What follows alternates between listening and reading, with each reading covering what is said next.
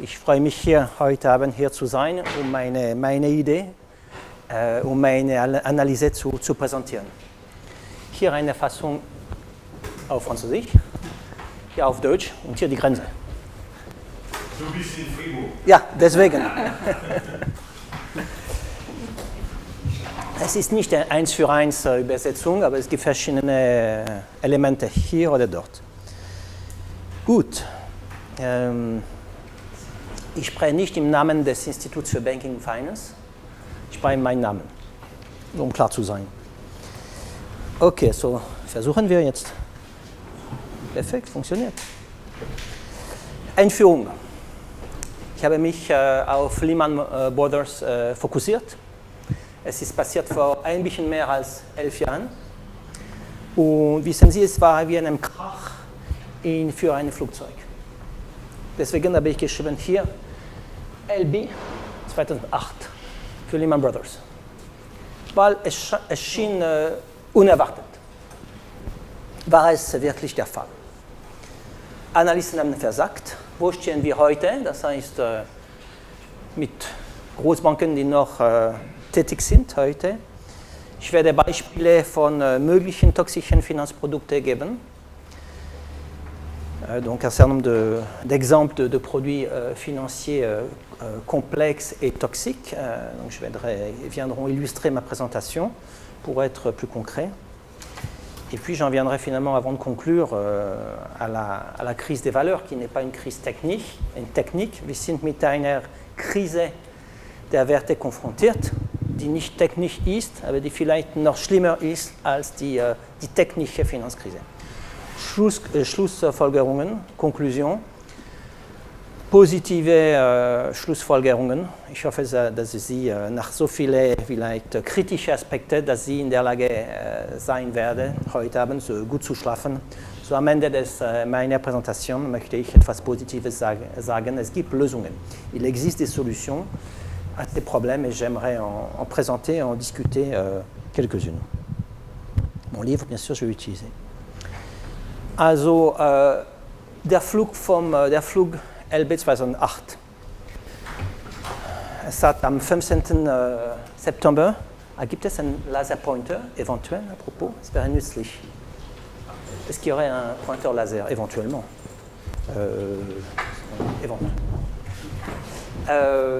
Und am 15. September 2008, es hat, vielen Dank, merci beaucoup.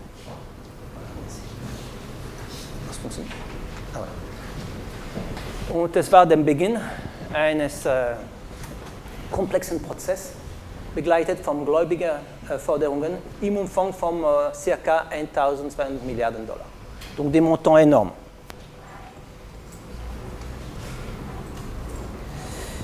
Und wie schon gesagt, es schien, dass diese Katastrophe unerwartet war. Il semblerait que l'on ait eu affaire à une catastrophe imprévisible, selon de nombreux journalistes, donc, comme pour un avion. War es der Fall? Ich habe Zeit genommen, um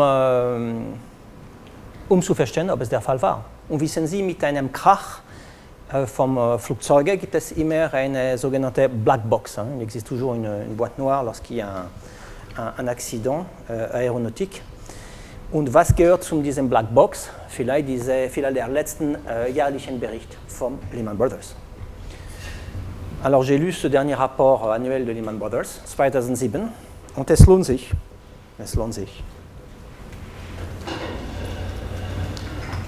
Wenn man dieses Dokument liest, findet man immer dieselben Wörter: Performance Rekorde, hervorragende Ergebnisse, Talentmanagement, Anstrengungen, Exzellenz.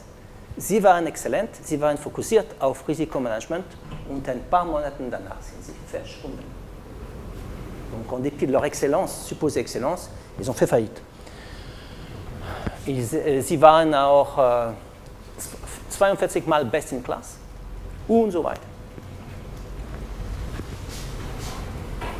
So am Ende des Tages, es war rein Propaganda, um klar zu sein. Rein Propaganda. Sie waren sogar verantwortlich umweltfreundlich und so weiter und so weiter. Warum sind sie verschwunden, fragt man sich. So, Analysten haben versagt. Wir haben vorher von Ratingagenturen gesprochen. On a déjà évoqué le thème des agences de Rating. Sie haben versagt. Sie haben bis den letzten Tagen gute Note gegeben. Sehen Sie A oder A1. Sehen Sie hier. Conflict of Interest bis zum letzten Tagen.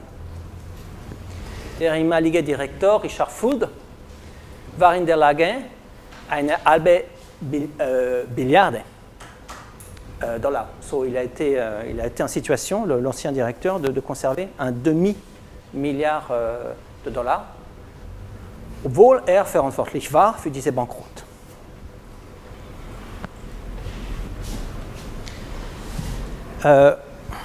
Schade, dass die Analysten nicht die Zeit genommen haben, nicht nur der Bilanz zu analysieren, das ist wichtig, wir haben schon darüber gesprochen, auch was außer Bilanz ist, les Aktivités hors Bilan.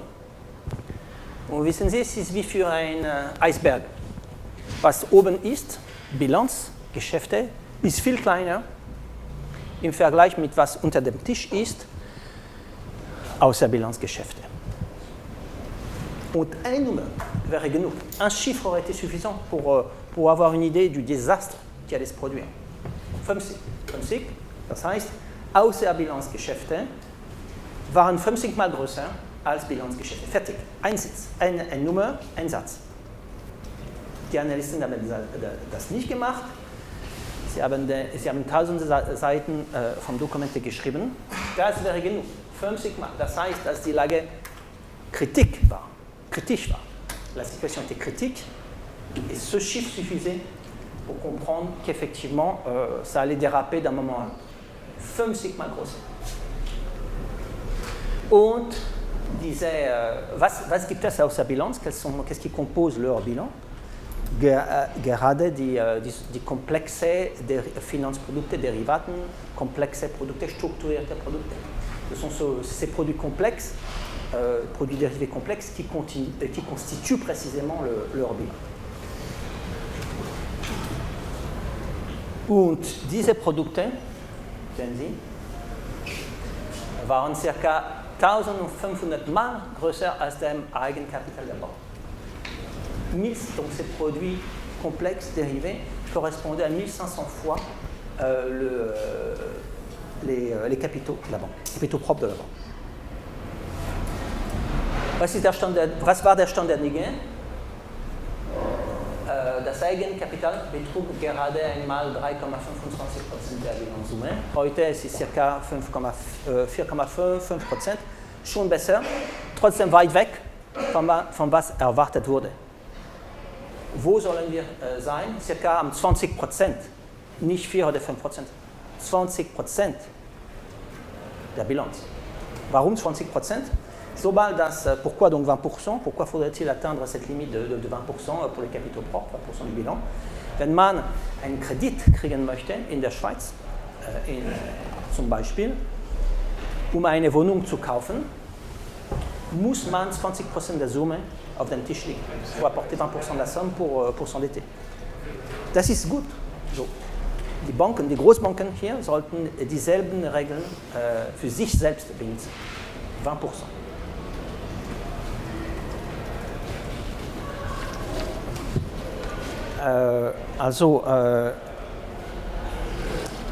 Ich habe hier die Nominalwerte betrachtet, die Nominalwerte der Derivaten betrachtet und die BITS in Basel bestätigt, dass diese Nominalwerte ist. Gut, und wo stehen wir heute? Das ist vielleicht die wichtigste Frage. Au-delà de la faillite d'un système, où sommes-nous aujourd'hui? Hier habe ich eine grafische Darstellung, Deutsch, Französisch. Sehen Sie, wir sind alle müde, es ist warm, es gibt Lärm, nur 3 Nummern. BIP weltweit, le PNB mondial, ca. 81.000 Milliarden 2017, hier auch Hier Schulden weltweit, toutes les dettes comprises, privées et publiques. Circa 233.000 Milliarden $, circa dreimal größer als der BIP 2017. Und sie steigen schneller. Warum gibt es so viele Schulden? Schulden ist eine Droge, ist ein Business. Man bezahlt heute die Schulden, die alten Schulden, immer mehr mit neuen Schulden. On paye les anciennes dettes avec de nouvelles dettes, de plus en plus.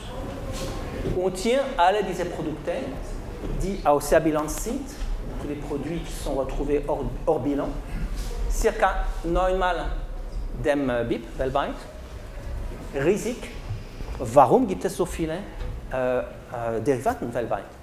Sobald dass man ein Textbuch in Finance liest, ich habe heute Morgen das Hull erwähnt, le livre de Hull, qui est la Bible pour les produits dérivés, was liest man? Dass diese Produkte nützlich sind für Unternehmen und für eine Deckung. L'idée c'est de se couvrir. Es stimmt, aber nicht einmal dem BIP. Unsinn. Vielleicht 20, 30, 40% des BIPs, nicht einmal dem BIP. Les produits de couverture sont utiles. Par exemple, j'ai un salaire, je me couvre personnellement, mais ça ne correspond pas à 9 fois mon salaire.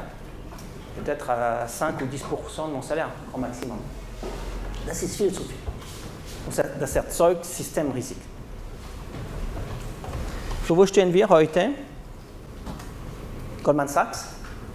Ich habe den letzten jährlichen Bericht von Goldman Sachs auch gelesen und ich habe versucht zu finden, was diese Außerbilanzgeschäfte sind. Es ist nicht so einfach, es ist ein bisschen wie ein Puzzle. Es gibt kein Kapitel zum Thema Außerbilanzgeschäfte, wenn man einen jährlichen Bericht liest. Donc il faut se donner la peine de chercher. So sehen in 2017 sie entsprechen ca. 49.000 Milliarden $. Das heißt 53 Mal der Bilanzsumme. Für Lehman Brothers, es war 50 Mal. Voilà. Donc au lieu de 50, on est à 53. Je ne suis pas persuadé que ça aille dans la bonne direction. Und ca. 568 Mal ihren Eigenkapital. Für Lehman, es war 1500. 2,5 Mal so groß wie das Bruttoinlandsprodukt der USA. Okay? Danach, Citigroup, vergleichbar. Credit Suisse, UBS. Für Credit Suisse, diese Außerbilanzgeschäfte entsprechen circa, sehen Sie hier, 36 Mal die Bilanzsumme. Pour Lehman, c'était 50 fois. 687 Mal so hoch wie ihr Eigenkapital. Für Lehman, das war 1500. Nun, wenn man diese Summe mit dem BIP der Schweiz vergleicht, die Schweiz ist kleiner als die USA, was finden wir? Diese Produkte nur für eine Bank, Credit Suisse, entsprechen 43 Mal dem BIP der Schweiz. Eine Bank, 43 Mal dem BIP der Schweiz. Unter dem Tisch, aus der Bilanzgeschäft. Il est bon de le savoir parce que nous, contribuables, nous assumons les risques des banques dites too big to fail chaque fois que ça dérape. Donc la moindre des choses, ce serait de connaître les risques. Nous ne les connaissons pas d'habitude. Also hier, ich fokussiere mich auf sogenannte too big to fail systemische Banken. Das heißt ca. 30 Banken weltweit von einem Total von 30.000 Banken. Je me centre sur les banques systémiques. UBS, nur zum Thema noch Credit Suisse. Weitere Informationen. Sie wissen, was ist passiert vielleicht mit Brady Dugan zum Thema Löhne, en ce qui concerne les rémunérations des dirigeants. Zum Thema Löhne, Brady Dugan, ehemaliger Direktor von Credit Suisse, hat ca. 160 Millionen Franken gekriegt im Laufe von 8 Jahren, alles Cash, Aktien, Stockoptions und so weiter. Wissen Sie, was ist passiert mit der Kurs der Aktien?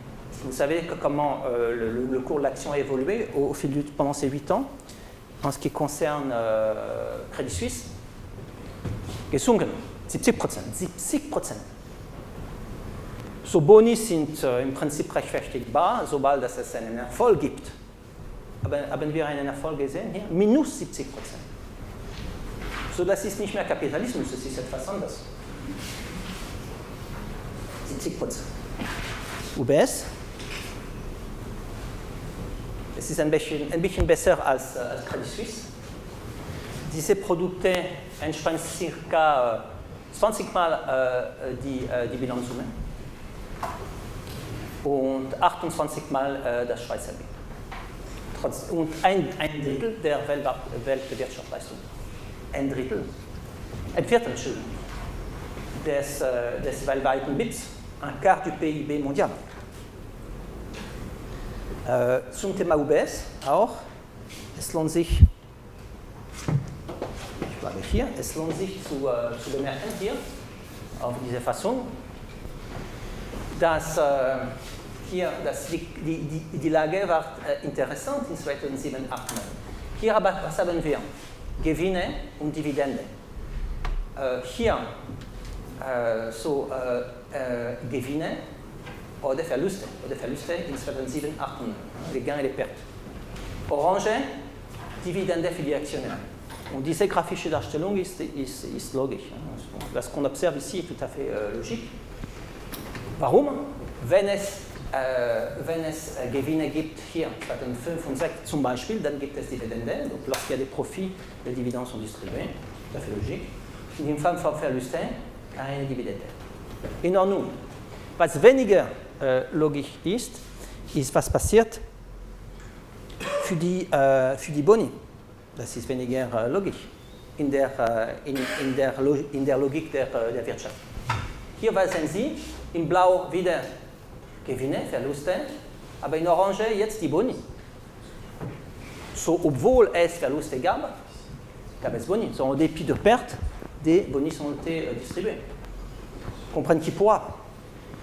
Und es lohnt sich zu bemerken, dass obwohl hier die Orange, dass die Boni größer sind als die Verluste. Das heißt, c'est-à-dire, ohne Boni hätte die Bank keine Verluste gemacht.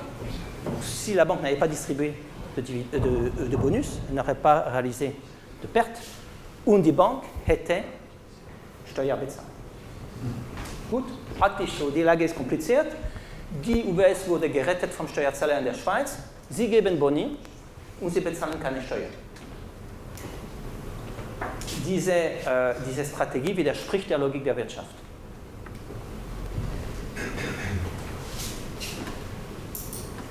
In Frankreich, das ist vergleichbar.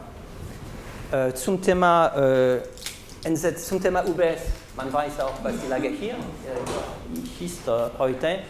Beispiel, was ist passiert in Paris mit diesem Prozess. Riesige Geldbüße. Deutsche Bank, es lohnt sich ein bisschen zum Thema Deutsche Bank zu sprechen. Wie groß sind diese Produkte außer Bilanzgeschäfte? Circa 33 Mal der Bilanz, 708 Mal ihrem Eigenkapital, 15 Mal so groß wie das deutsche BIP, 15 Mal. Und circa 2/3 der weltweiten BIPs. Man weiß, was die Lage von Deutsche Bank ist, wenn man die Medien gestern Abend und heute Morgen gelesen hat. Die Deutsche Bank versucht, eine sogenannte Bad Bank zu kreieren. La situation de la Deutsche Bank est fragile. Man versteht warum. Der Schattenbanksektor, wichtig auch, das ist etwas Neues im Vergleich mit vor 12 Jahren. Der Schattenbanksektor ist viel größer geworden heute als vor 12 Jahren. Vous avez certainement entendu parler de BlackRock. Nur um ein Beispiel zu geben. Und BlackRock ist de facto too big to fail. Das heißt, wenn morgen BlackRock fast bankrott wäre in den Vereinigten Staaten, würde der Steuerzahler dort bezahlen. Und man spricht oft von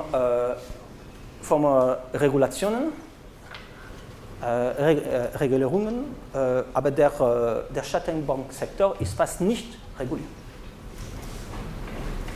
Gefährlicher geworden. Nun möchte ich kurz ein Beispiel von Finanzprodukten geben jetzt. Um konkret zu sein, was gibt es in diese Außerbilanzgeschäfte? 50 Mal größer als die Bilanzgeschäfte für Lehman Brothers zum Beispiel. Diese Produkte entsprechen ca. 9 Mal dem BIP weltweit. So, was gibt es? Was sind diese Produkte? Um konkret zu sein, CDS, Credit Default Swap. So, wenn man die Presse liest, NZZ ou bien Le Temps, man findet von Zeit zu Zeit diese Wörter, Credit Default Swap. Und was sind diese Produkte? Die sind komplex. Man weiß nicht ganz, was es ist. Nicht, oder? So, man kann auf Google gehen. Und was wird man auf Google lesen? Hier, dieser Satz. Den Satz. Ein CDS ist ein Finanzprodukt, das es seinem Käufer ermöglicht, sich vor dem Risiko der Zahlungsunfähigkeit eines Vertragspartners zu schützen. En français, c'est un produit dérivé qui permet à son détenteur de s'assurer contre le risque de défaut de paiement d'une entité de référence. Haben wir verstanden? Ist es klarer geworden? Wissen Sie, die Sprache ist komplex, ist extra komplex, es ist künstlich. Diejenigen, die schon wissen, was es ist, lernen gar nicht und diejenigen, die nicht wissen, lernen auch nichts. Ist gut gemacht. So, ich habe eine kleine grafische Darstellung vorbereitet, nur um zu beleuchten, was ein CDS ist. Voilà, hier. So, zum Beispiel 3 Einheiten, eine Bank, ein Unternehmen, eine Versicherung. Die Bank gibt dem Unternehmen einen Kredit, zum Beispiel 10 Millionen Franken. Un crédit est octroyé à l'entreprise 10 millions de francs, par exemple. Es gibt immer Versicherungsverträge. En cas de dégâts des eaux, das ist in Ordnung. Nun nehmen wir an, dass die Bank befürchtet, dass das Unternehmen nicht in der Lage wird, die 10 Millionen zurückzubezahlen. Donc, en cas de doute de la part de la banque en ce qui concerne la capacité de l'entreprise à rembourser les 10 millions, dann die Bank wird ein sogenanntes CDS kaufen. Ein CDS ist auf 10 Millionen Dollar in den Vereinigten Staaten. So hier 10 Millionen Franken. So la banque va acheter un CDS sur ces 10 millions de Francs. Und wenn das Unternehmen nicht in der Lage wird, die 10 Millionen zurückzubezahlen, aber nur vielleicht 3, dann wird die Bank ihr CDS aktivieren und wird die Differenz 7 Millionen kriegen. So, au cas où la banque ou l'entreprise ne serait pas en situation de rembourser les 10 millions, si l'entreprise ne rembourse que 3 millions, la banque va activer son CDS et va récupérer la Differenz, 7. Das wäre, was ein CDS ist, auf Deutsch Kreditausfallversicherung. Ist die Lage klarer geworden? Vielleicht. Donc quand on pense qu'on a compris, peut-être que justement on n'a pas compris, parce que les choses sont faites de manière à induire en erreur. So, hier scheint klar zu sein. Nun,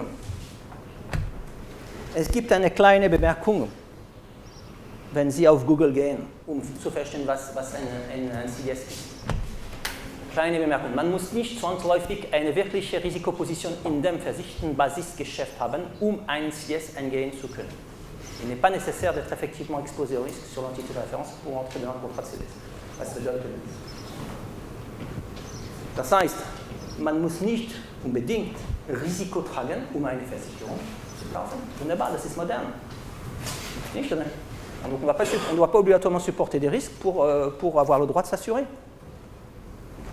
Es ist schön, es ist gut oder nicht? Wissen Sie, wenn man das liest, es beginnt mit 4 Wörtern. Man muss nicht zwangsläufig.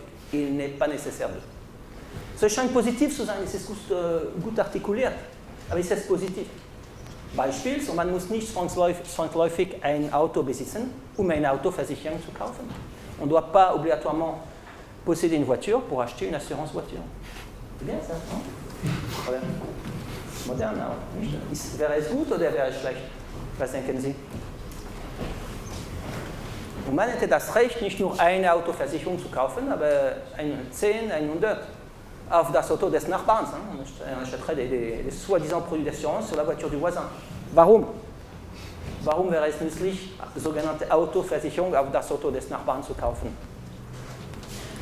wenn man weiß, dass der Nachbarn vielleicht sehr schlecht fährt und dann ein bisschen zu viel Alkohol trinkt, nicht? Quand on sait que les qualités du voisin en termes de conduite sont limitées. On serait peut-être tenté d'eux. Ist es eine Versicherung oder etwas anderes? Was denken Sie? Es ist verboten für Autos.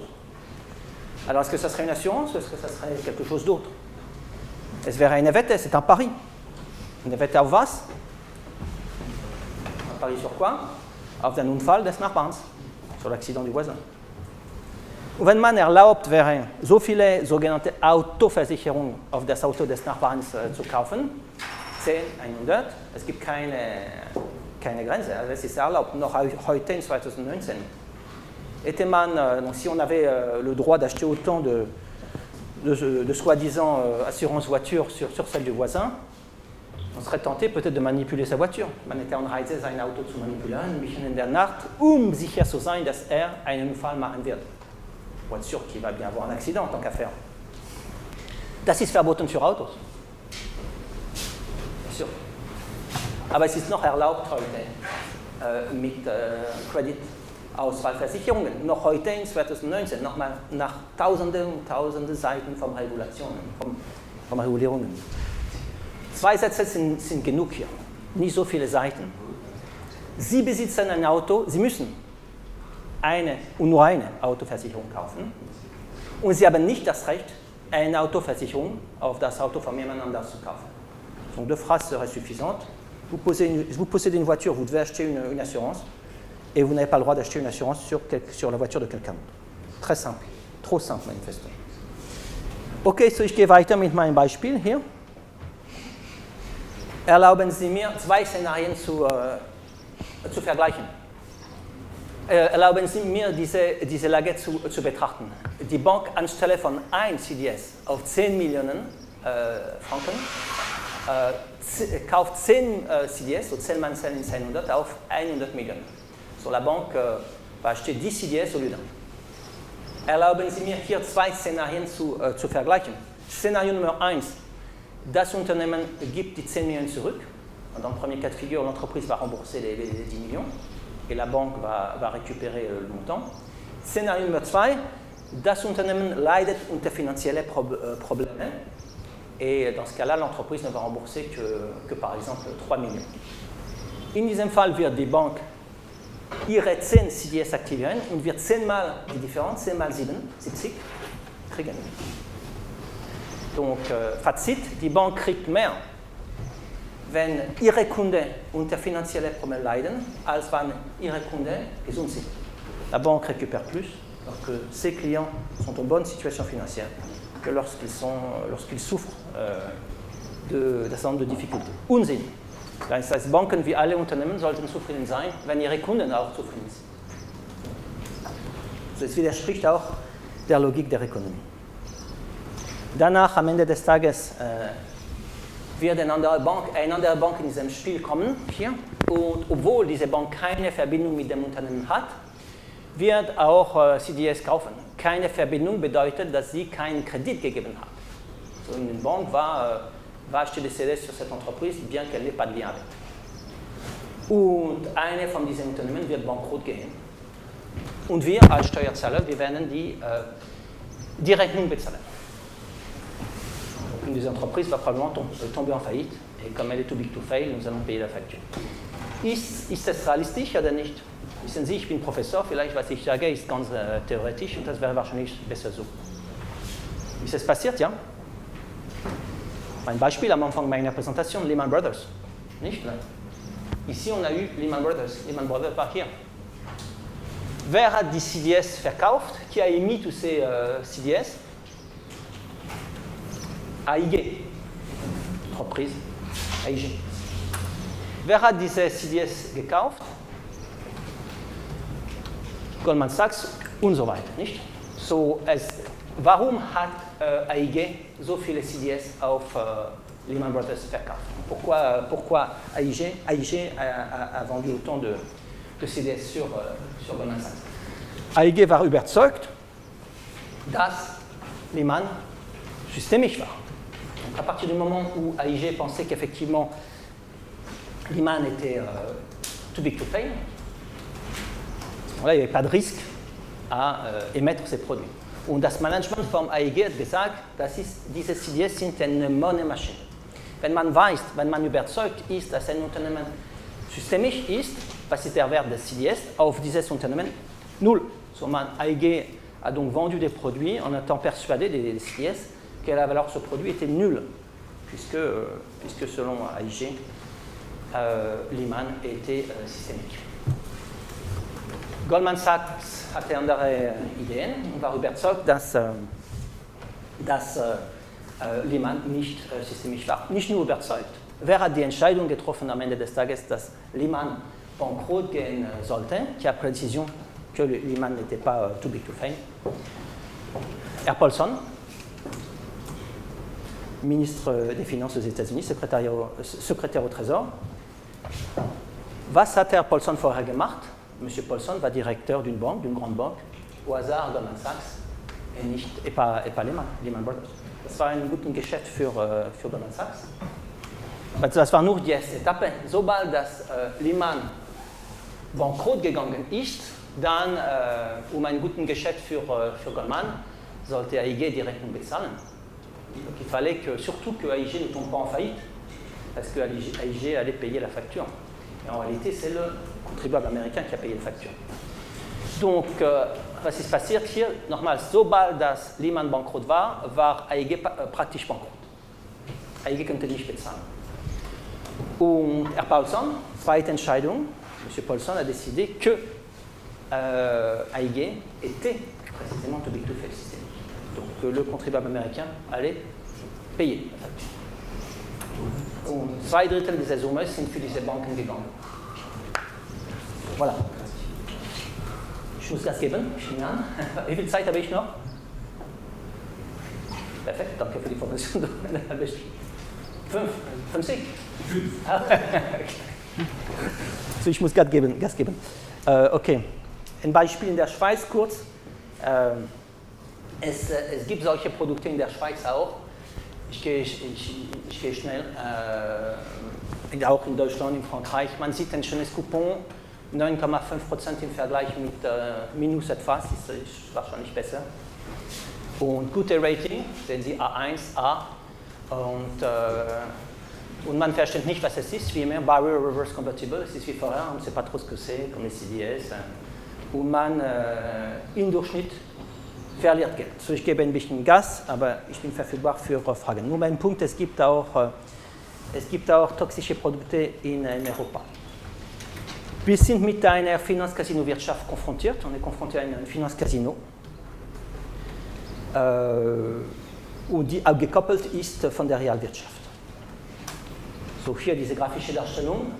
Wir haben vorher von der Börse gesprochen, in blau, en bleu, donc le cours des actifs financiers, in Europa, die großen Firmen, im Rot, die Gewinne derselben Unternehmen.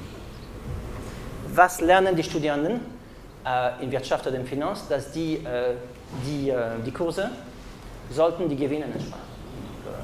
Mais ce n'est pas le cas ici.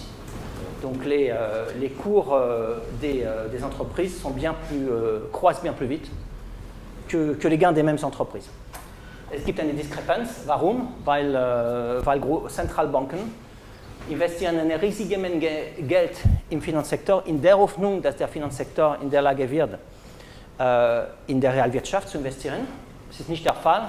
Eine große Menge dieses Gelds bleibt im Finanzsektor und es gibt eine Inflation im Finanzsektor. Das heißt, les prix des actions augmentent plutôt qu'une inflation dans le secteur réel. So, Abkopplung. Danach schnell, es ist der Fall in den Vereinigten Staaten. Hochfrequenzhandel, ich habe schon darüber gesprochen heute Morgen. So, ich gehe schnell. Ich habe ein Beispiel heute Morgen gegeben.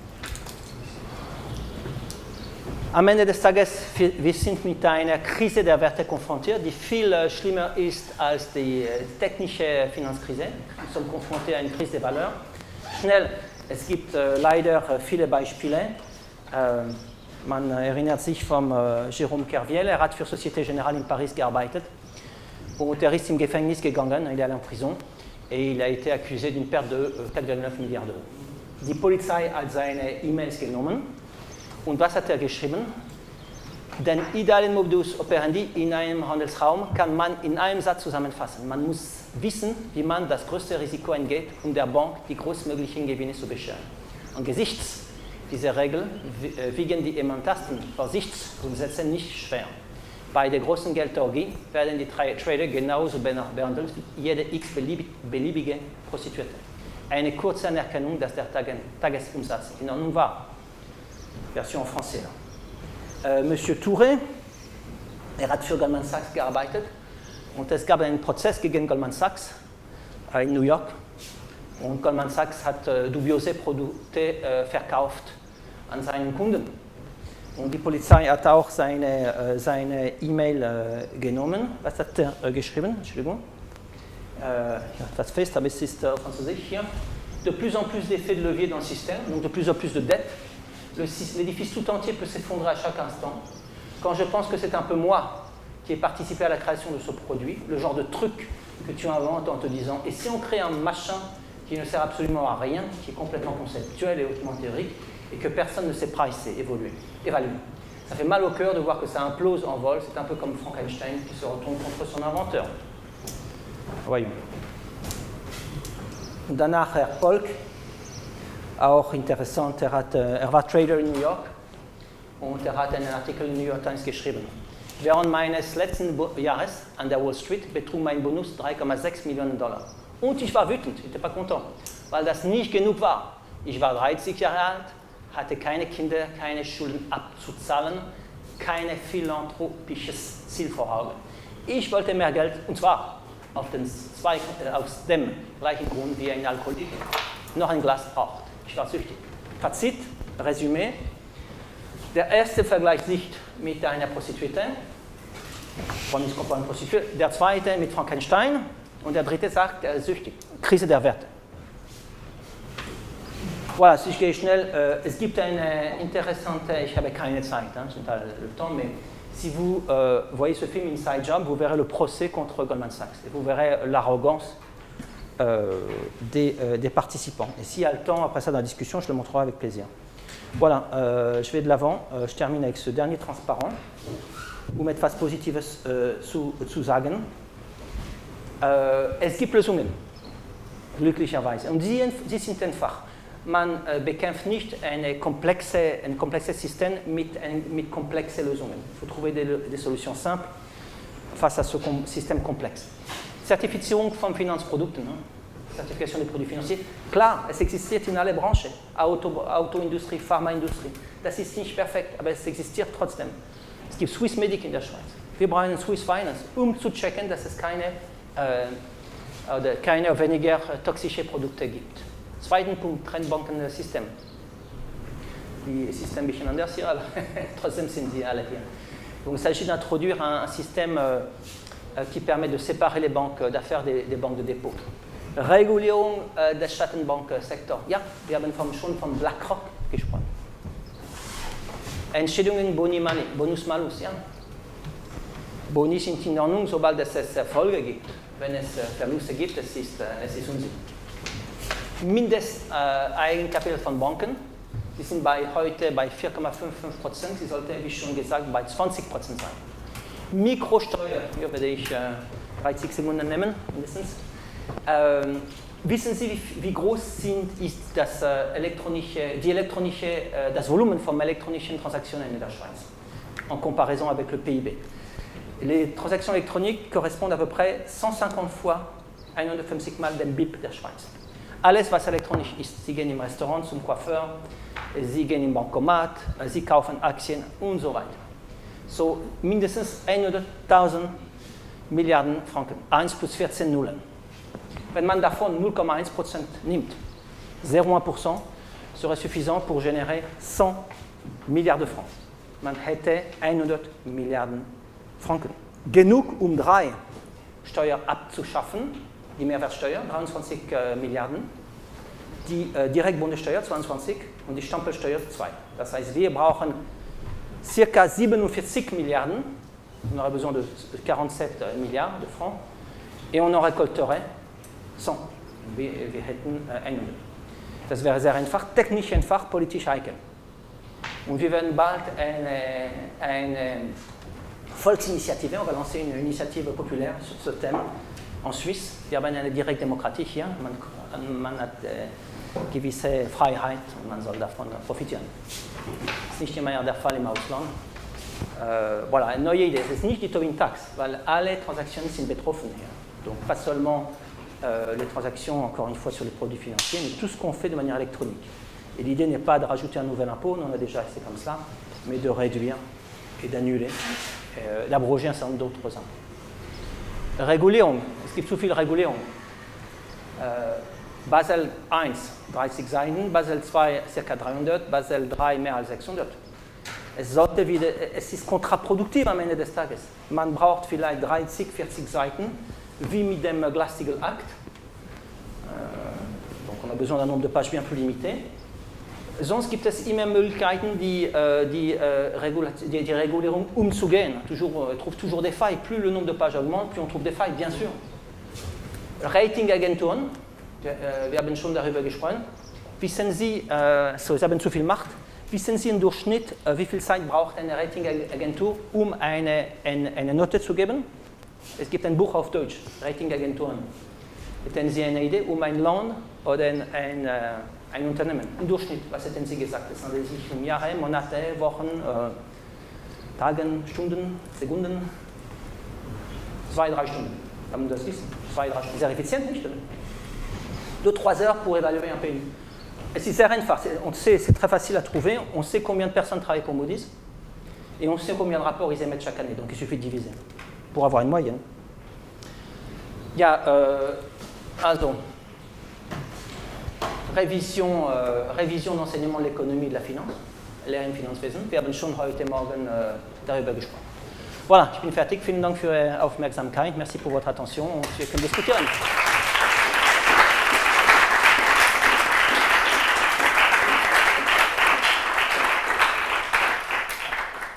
Danke. On participe à 3 maintenant à la discussion, non? On répond à 3 aux questions, non? Comment on s'organise?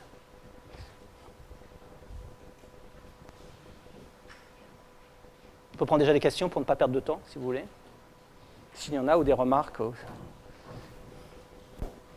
Bitte. Wie stehen Sie zu Vollgeld, Positive Money, Sovereign Money? Vollgeld ist im Prinzip eine gute Idee. Meiner Meinung nach ist es zu weit gegangen. Ich bin nicht im Prinzip gegen Schulden, aber es gibt viel zu viel heute. Zum Beispiel gegen globale Erwärmung zu kämpfen, ja, das brauchen wir sicher.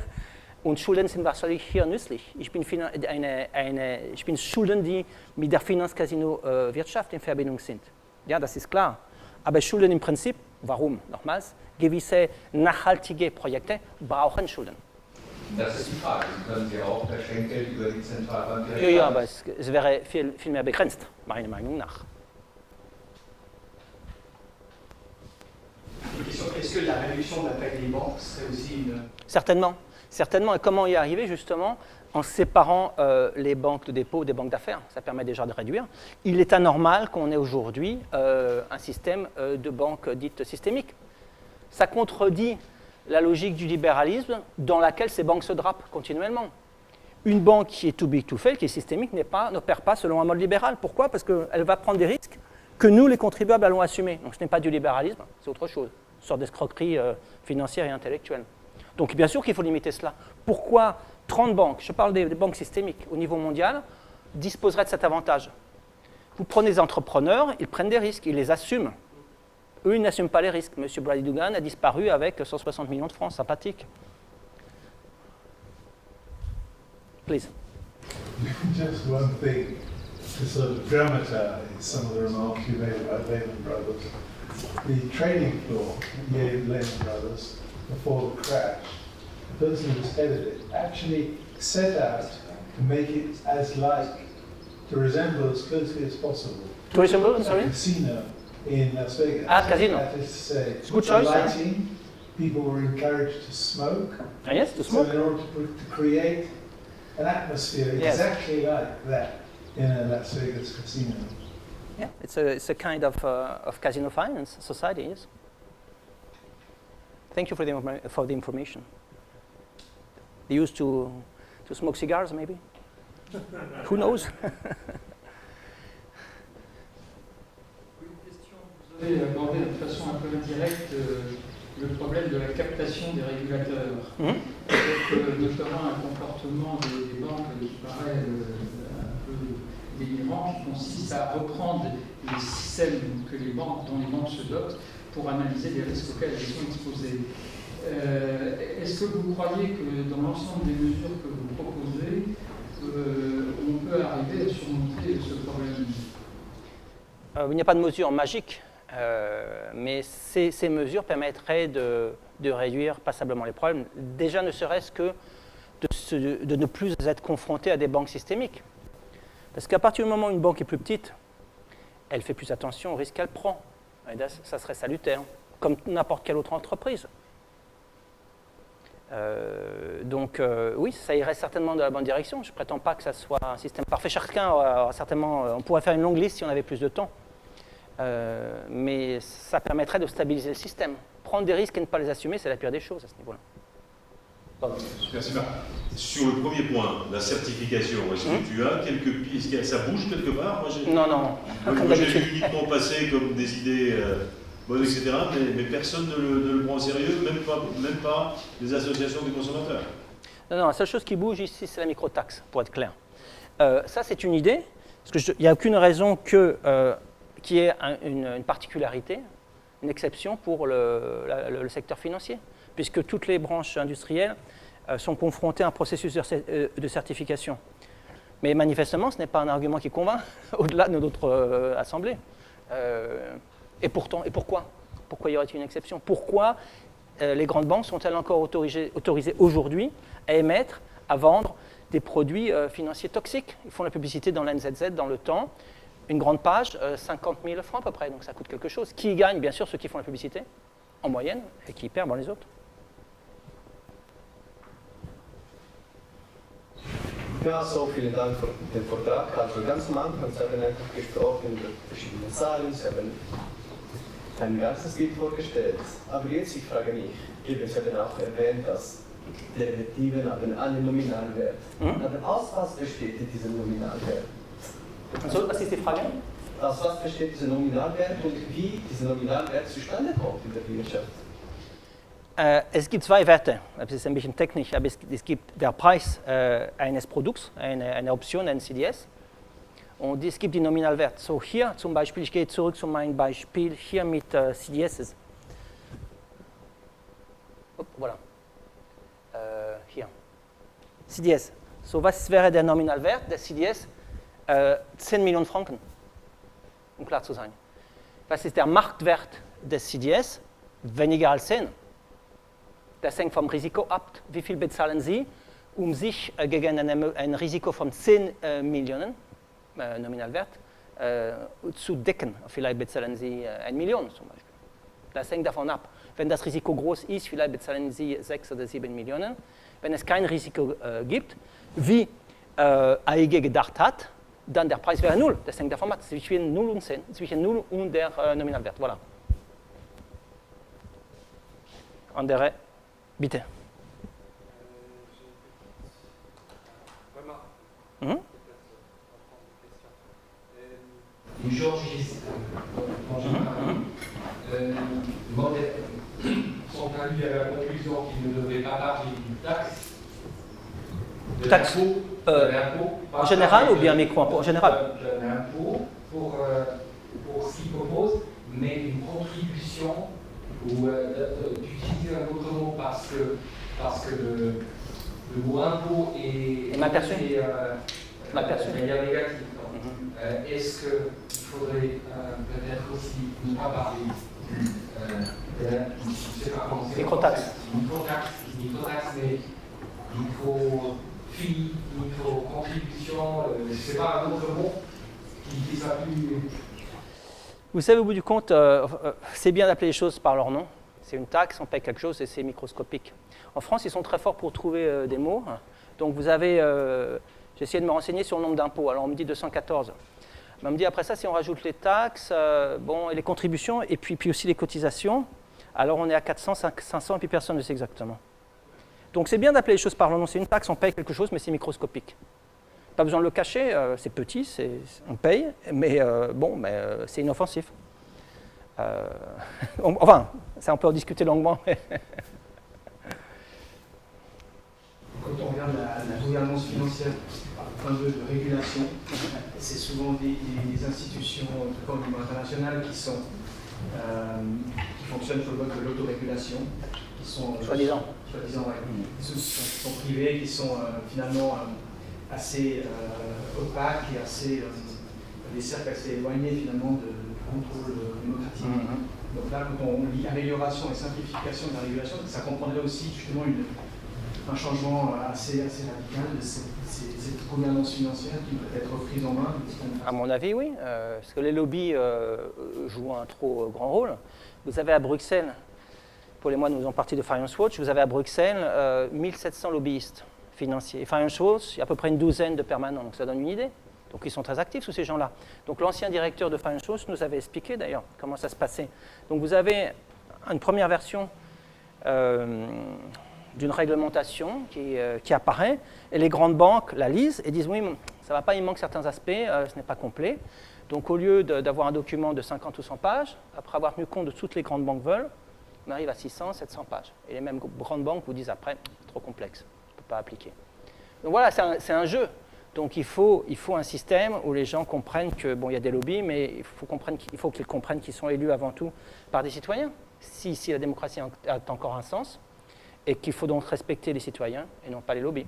Mais c'est ça la vraie question. Paul avait une question maintenant. J'ai une question sur la microtaxe, parce que c'est clair que si on dit 0,01%, ça paraît ridicule et non sensible. Quand on regarde les marges avec lesquelles travaille une partie du système financier, notamment le high frequency trading, etc., 0,1%, c'est énorme. Donc, quel est l'effet de réduction qu'aurait une taxe de 0,1 sur le volume d'affaires, par exemple, de la finance suisse? Tu as fait quelques estimations, tu as une idée? Eh bien, pour être clair, tu parlais du trading à haute fréquence, il va disparaître à mon avis. Et je pense que ça serait bien. Juste pour être conséquent, parce que c'est une dimension importante de la finance casino. Notre économie ne fonctionne pas à la microseconde, même l'horlogerie. Donc, à partir de là, ils iront à l'étranger. Mais inversement, ça va être un système dynamique. Il y aura des entreprises en Allemagne, en France, en Italie qui vont se dire en Suisse, le système est encore plus transparent, moins bureaucratique, on a moins d'impôts, intéressant. Donc, il y en a qui vont partir, d'autres qui vont arriver. Et puis, on va voir. Mais c'est difficile de modéliser précisément. Mais je peux prendre un exemple extrême. Supposons que 80% des transactions électroniques disparaissent du jour au lendemain. 0,1% dans le schéma actuel rapporterait 100 milliards de francs. Si 80% des transactions électroniques disparaissent, 0,1% ne rapporterait plus que 20 milliards. Et on a besoin de 47 pour faire disparaître les trois impôts. Donc il faudrait travailler avec 0,25% plutôt que 0,1. Mais ça reste un micro-impôt, donc il y a beaucoup de marge de manœuvre, c'est ça que je veux dire.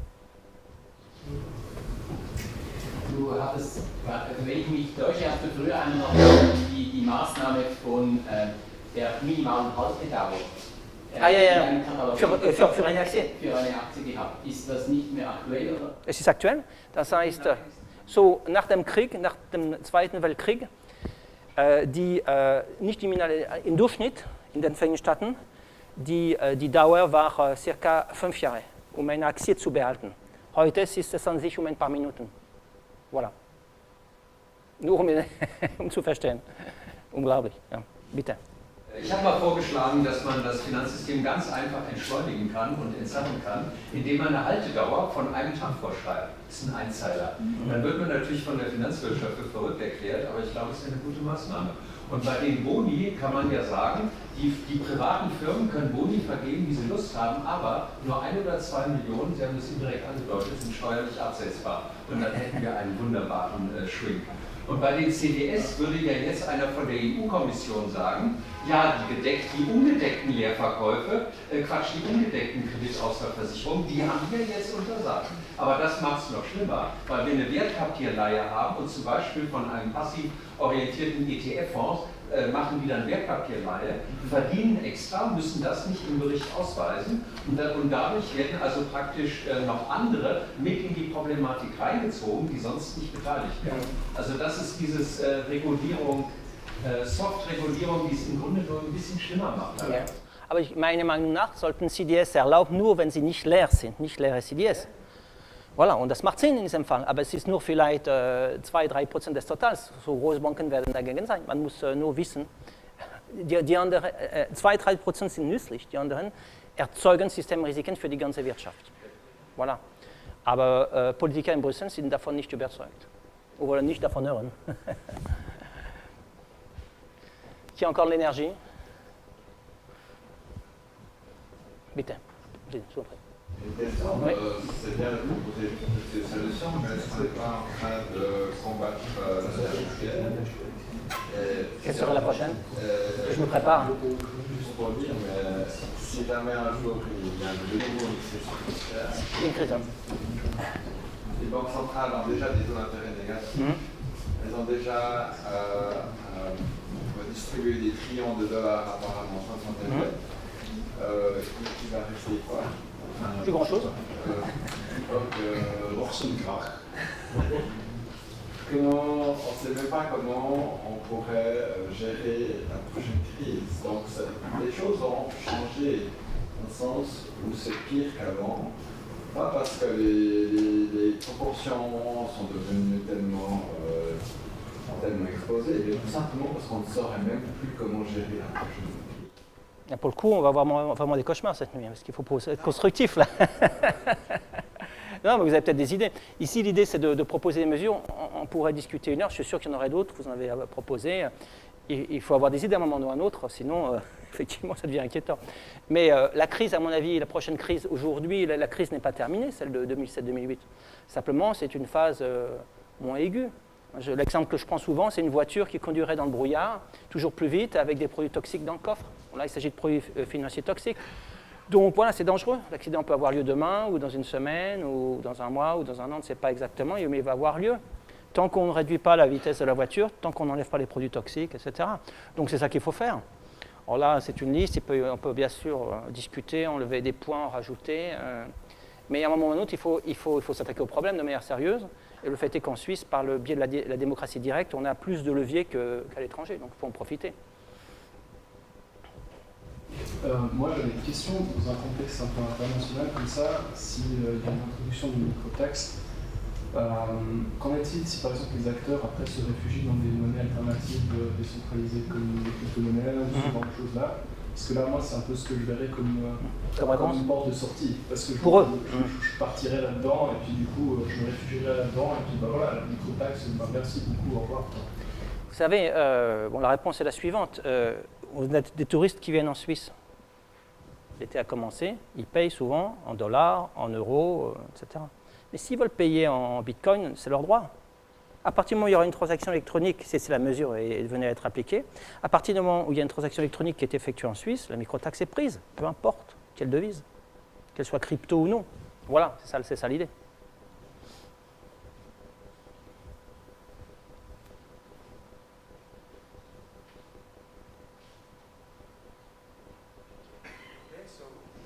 If there's no more question, thank you, Marc. Merci.